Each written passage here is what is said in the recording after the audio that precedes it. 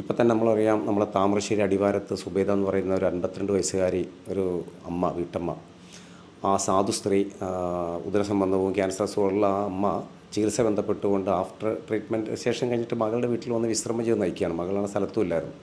അവിടെയാണ് ഈ 24 വയസ്സുകാരൻ മകൻ DDS സെൻറ്ററിൽ ഈ അമ്മ എല്ലാം പണയപ്പെടുത്തി മകനെ കൊണ്ടുപോയി 1-2 പ്രാവശ്യം DDS സെൻറ്ററിൽ കൊണ്ടുപോയതാണ്. മകനെങ്കിലും രക്ഷപ്പെടട്ടെ എന്ന് വെച്ചിട്ട്. ഒരു തുണയാണല്ലോ, ആൺതുണ.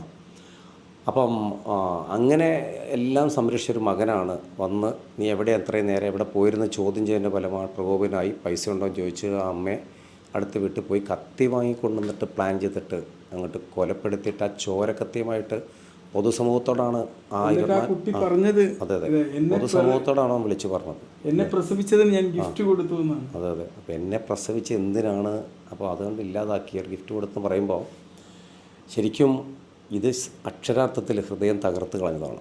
കാരണം ഒരു അമ്മ എന്ന്